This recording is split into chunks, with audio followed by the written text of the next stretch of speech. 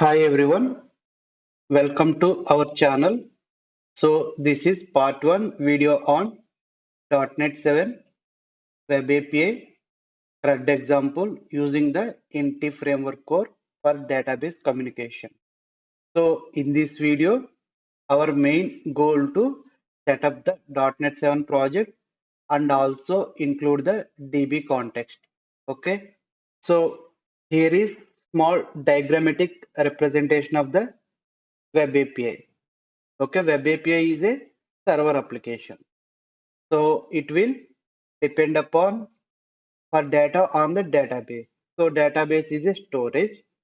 So Web API will communicate with the database for fetching the data.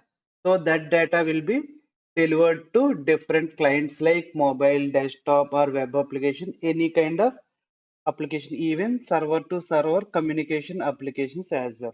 Okay. So in simple terminology, API means application programming interface, means an interface module that contains programming functions that can be requested via HTTP calls either for the fetching the data or saving the data. Okay, it's a medium for reading the data or storing the data. Okay, and mostly API responses are of two types. One is JSON response and another one is XML response. So you can see the XML response like elements, okay, some custom HTML elements, right? So like that only XML looks like. On left hand side you can see, and JSON will be a simple JavaScript object structure. Okay, either one of these type can be written as a response from our API, but most of the modern applications will tends to deliver the JSON response. Okay. Now we need to install the SQL Server into our local machine. Such like SQL Server download. Okay. And here is the Microsoft link. Click on it. Okay. And if you scroll down here, you can see the developers version of the SQL Server. So download it and install into our local machine. Once we successfully installed SQL Server, we need to have a editor. So Microsoft provides SQL Server Management Studio, which is a editor come tool for querying the SQL queries. Okay, so such like SSMS, SQL Server Management Studio download. So click on this link. Okay, and here you can find the link to download the SSMS. So download the click on the link and download the SSMS and install it onto your local machine. After installing SQL Server, if you open the SQL Server management, it looks like this. And you can log into your default local server like this. Okay. And next we have to create a database. Create base database and name of your database. And here my database name is my old DB. Okay. Select this command and click on this execute button so that your DB will be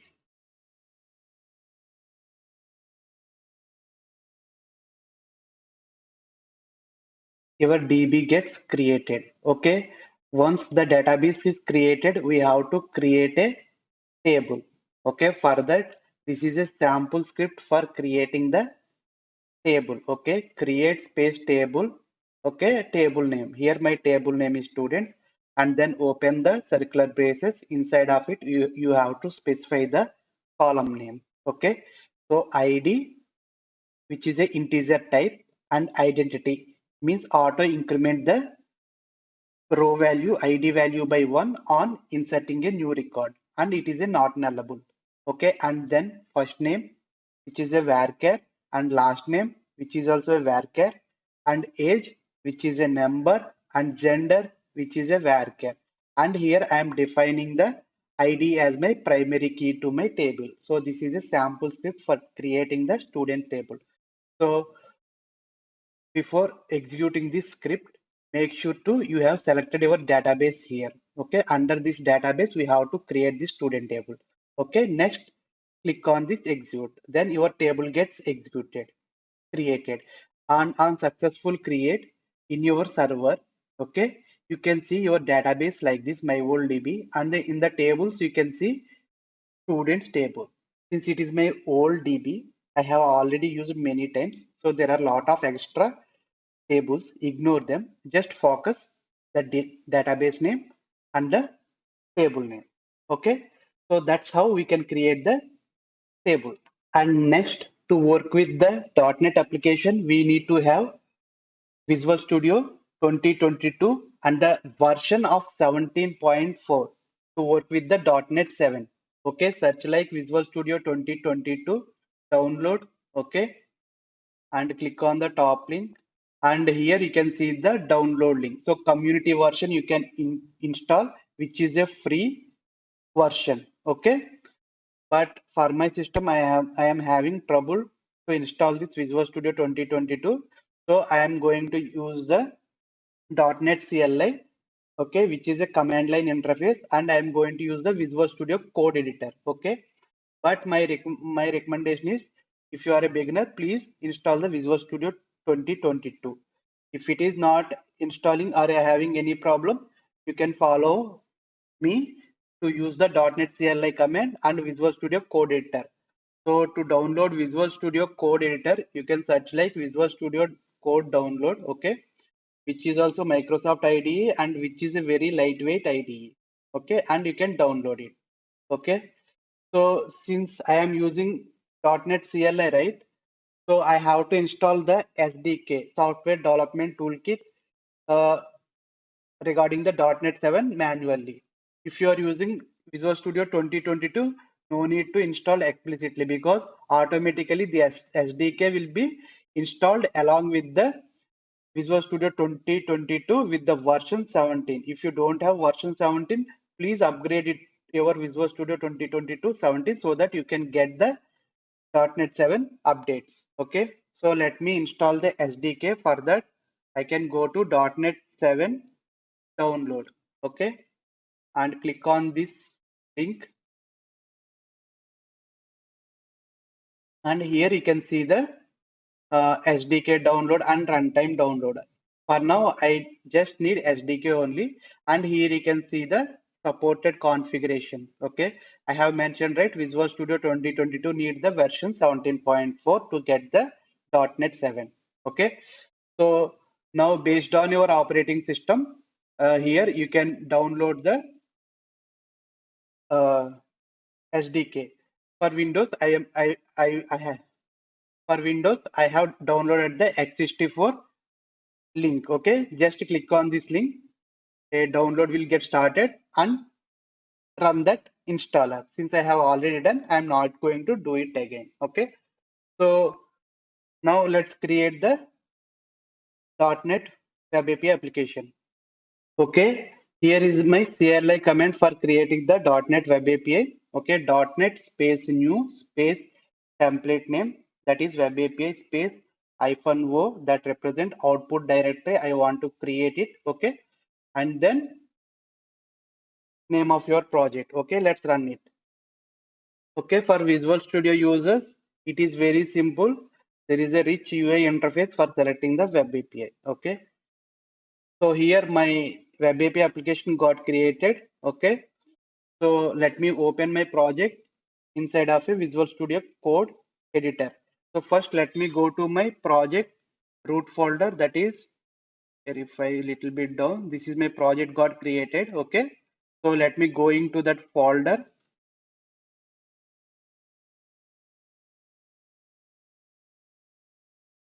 Okay, to open Visual Studio, the command is like code space dot and enter. It will automatically opens the project in the Visual Studio Code editor. Okay, here is my .NET 7 application, and if you click on this .cs proj application, here you can see the target framework, which is .NET 7.4. Okay, and here the program.cs file is our entry file. Okay, so let's understand few default services and middlewares in this program.cs file. So this add controller will help us to inject the controller services.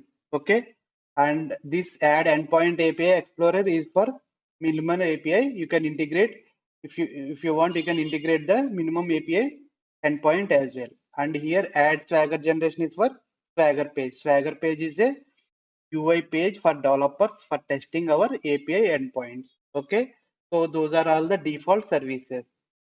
And if you observe the middlewares, here you can see the Swagger and the Swagger UI. So here, if you observe this middlewares wrapped around a condition, that means only at the time of development only use developers can access the page. Okay, which is a good thing, because if you don't write this thing in production also, it will come, so that anyone can know what are kind of endpoints are exist in our application. So we can restrict by using this development condition.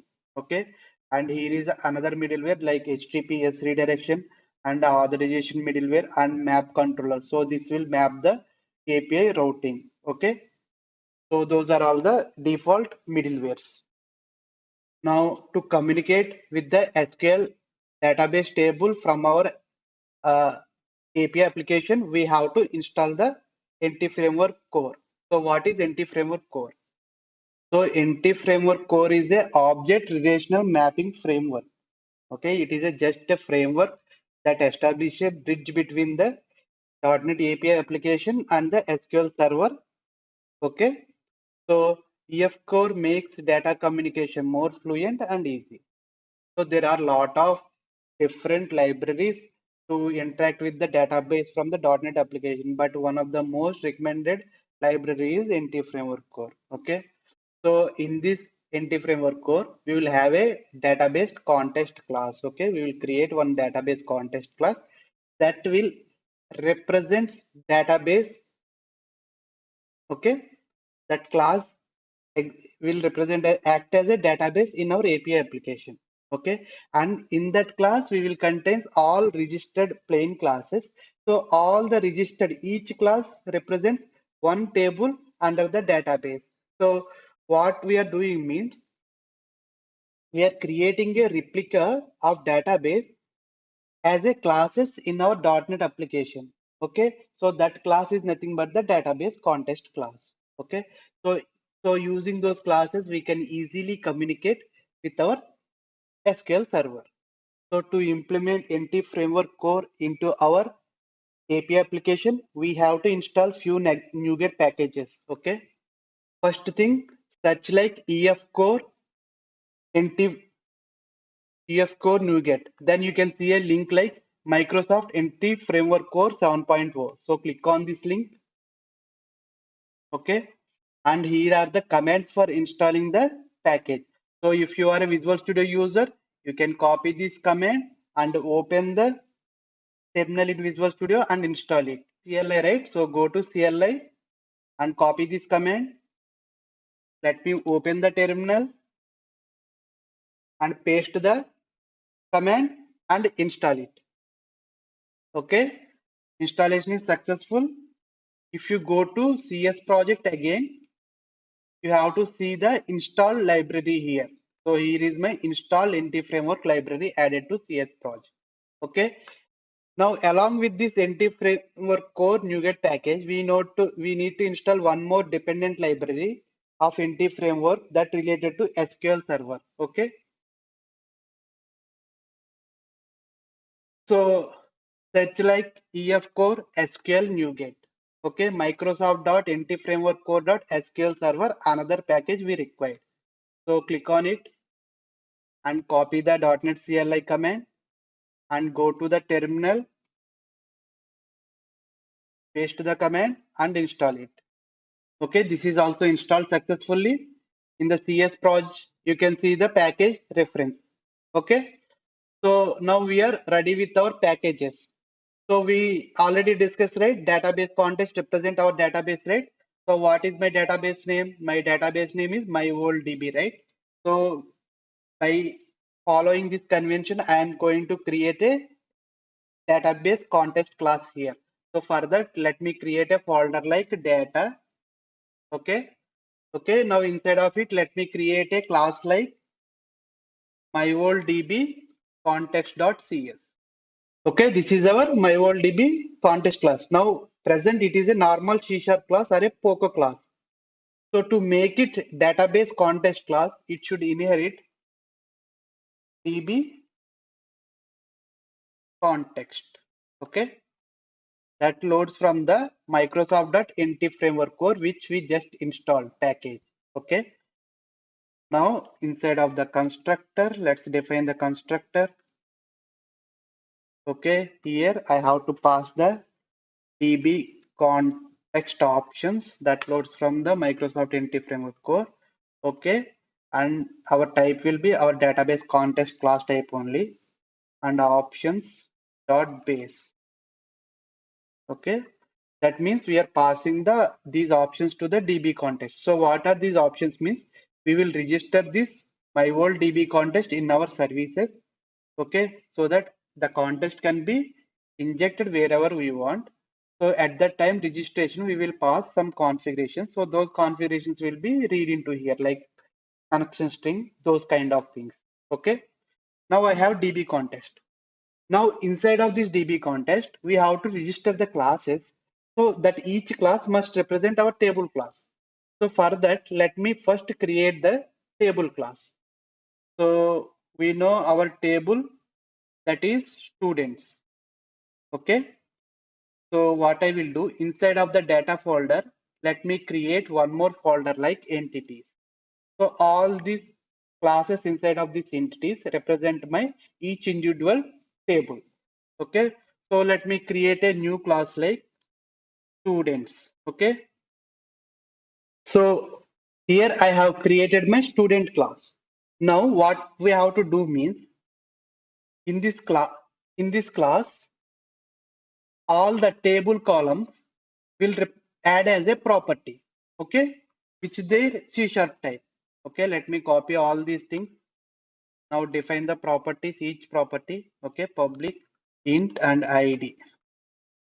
Like this, each column must be registered as one property. Okay, string, and it is a nullable string. So question mark represents that is a nullable value. Means we can receive null value also. Okay, so next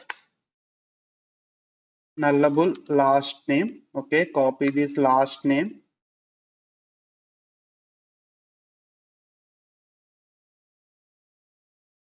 Next integer, which is also nullable, and age. Okay, and public string gender.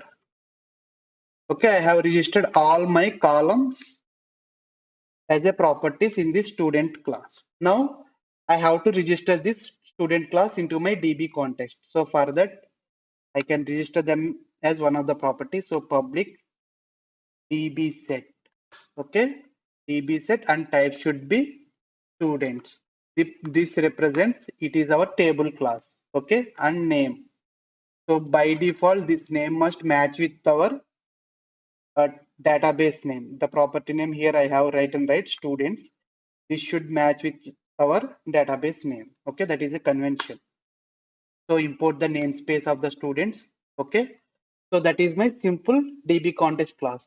Now we have to register this DB context class into the DA services in the program.cs file. So go to program.cs file. So just above this builder.build, we have to register. Okay, so builder.build services.add DB context and type is my DB context class type. Okay, and we have to register options. Okay,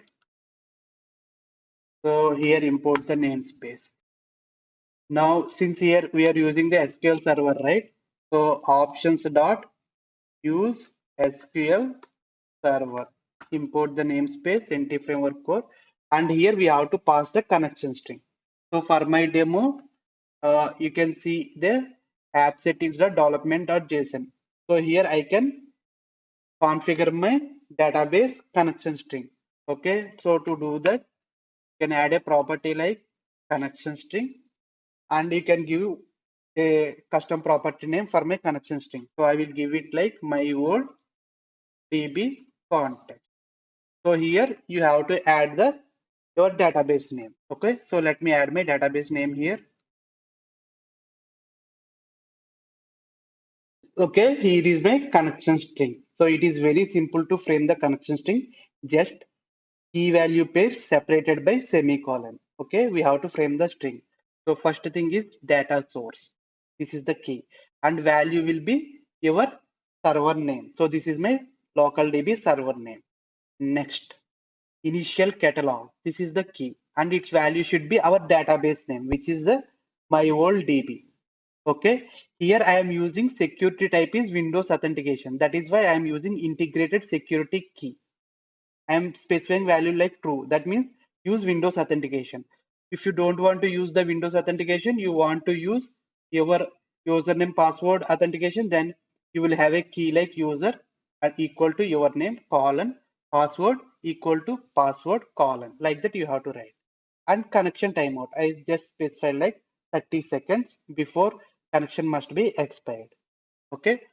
So that is the database connection string. Now we have to pass this connection string to our DB our server, our database context registration. So here, so to read the connection string properties automatically, okay, what we can do means builder dot, okay, configurations dot get connection string. So it will automatically read the connection string objects. So we have to pass the property, which connection string we want to read. Okay. So that's it. That's all about our database context configuration. Next, we are going to implement a read operation. Means in our CRUD create, read, update, delete operation. First, I am going to implement the read operation. Okay. Thank you so much for watching this video. I hope this video delivered some useful content to you all. If you like the video, please do support me by liking the video as well as by subscribing to my channel.